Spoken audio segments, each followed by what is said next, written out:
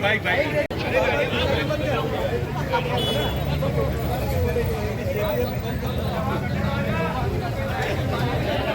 भारत माता की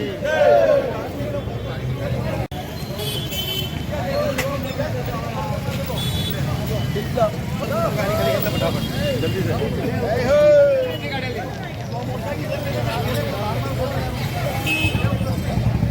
भारतीय जनता युवा मोर्चे के द्वारा ऐतिहासिक तिरंगा यात्रा भारत माता की।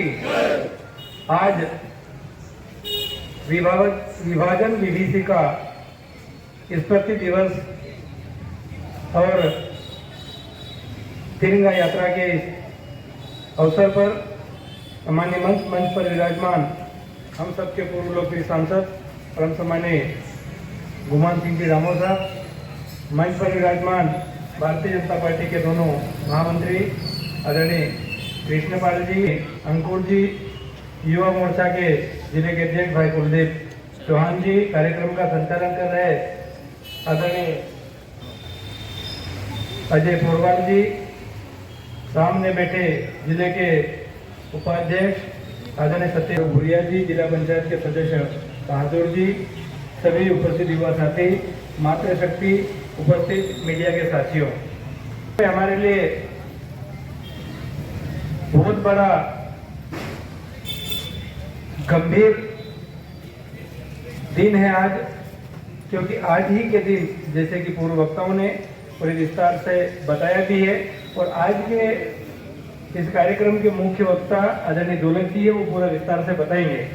लेकिन हम सबको ये इतना ज्ञात होना चाहिए कि हम जरूर 15 अगस्त के दिन आज़ादी मनाते हैं, लेकिन आज़ादी से पूर्व हमारे भारत के 2 टुकड़े किए गए और वो टुकड़ा करने में कहीं न कहीं उन लोगों के पूर्वज है जो आज संविधान की तख्ती हाथ में लेकर घूमते हैं। साथियों, हमको आने वाली पीढ़ी को बताने की आवश्यकता है। आप और हम तो इस चीज को समझ रहे हैं, लेकिन आने वाली पीढ़ी को हमको उनको बताना पड़ेगा कि हमारे देश के आजादी से पूर्व क्या हाल हुए थे।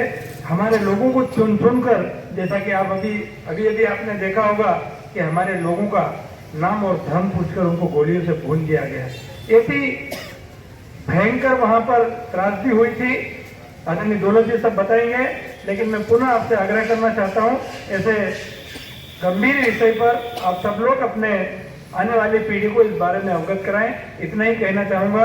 मैं चंद्रशेखर आजाद जी के चरणों में नमन करते हुए मेरी बात समाप्त करता हूं। बहुत बहुत धन्यवाद। जय हिंद, वंदे मातरम। चंद्रशेखर आजाद का नाम है, चंद्रशेखर आजाद का नाम।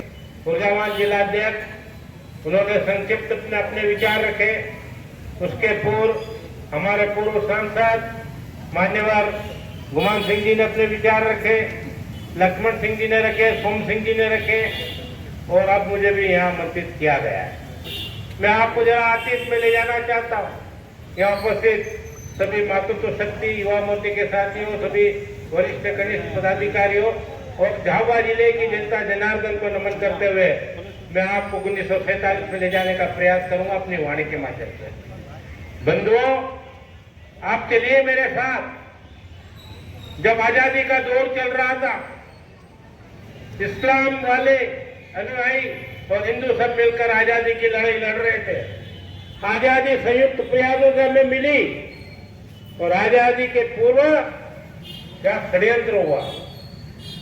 ब्रिटिश साम्राज्यवाद की नीति थी, खुद डालो राज करो, और अंततः में आजादी के पहले उन्होंने अपना खेल खेला और उनके जो चाटुकार थे तत्कालीन उस समय के, उनसे मिलकर यहाँ पर भारत माता को खंडित करने का प्रयास किया गया। भारत माता को बांट दिया गया और इस बांटने में जो नरसंहार हुआ है, यदि उसको आप सुन लो और देख लो, या उसका एक गुरुदत्त की एक उपन्यास है, उसको पढ़ लो तो आपके रोंगटे खड़े हो जाएंगे। ऐसा भयावह दृश्य कभी कल्पना नहीं आप कर सकते हैं। देश विभाजन के पूर्व हुआ, और किस लिए हुआ? सिर्फ सत्ता प्राप्ति और सत्ता लोलुपता के कारण देश के प्रथम प्रधानमंत्री बनने की लालसा ने भारत माता को खंडित कर दिया। पंडित जवाहरलाल नेहरू की अति महत्वाकांक्षा जो भारत को खंडित करने में अग्रसर रही है। मोहम्मद अली जिन्ना भी प्रधानमंत्री बनना चाहते थे, और हिंदुस्तान के आवाम को, हिंदुस्तान के नेताओं को सबको पता था कि ये कैंसर पीड़ित है, थोड़े दिन में ये निपट जाएंगे। यदि उनको बना दिया जाता उस समय प्रथम प्रधानमंत्री, तो भारत का विभाजन रुक जाता। परंतु अहंकार की लड़ाई जिस प्रकार राहुल गांधी आज लड़ रहे हैं, प्रधानमंत्री के लालसा में उस पटांग देश के खिलाफ भी बोलते हैं, और मोदी जी के साथ पीछे हाथ धोके पड़ गए। उस समय पंडित जवाहरलाल नेहरू ने अपनी महत्वाकांक्षा को छोड़ दिया होता तो भारत का विभाजन नहीं होता। और आज हम सबको यहाँ पर विभाजन की विकास स्मृति दिवस नहीं मनाना पड़ता। यह दिवस इसलिए मनाना जरूरी है कि हिंदुस्तान के आवाम को, हिंदुस्तान की जनता जनार्दन को, हिंदुस्तान के हर कौम को ये मालूम पड़ जाए कि ये हमें खंडित आजादी मिली है, पूर्ण आजादी नहीं है। भारत माता का विभाजन करके हमें आजादी दी गई है कांग्रेस के द्वारा, इसलिए बताना चाहता हूं। चलिए मेरे साथ 1947 का सफर करते हैं अपन। बात रखी, और विभाजन के साथ उन्होंने पाकिस्तान की मांग करी।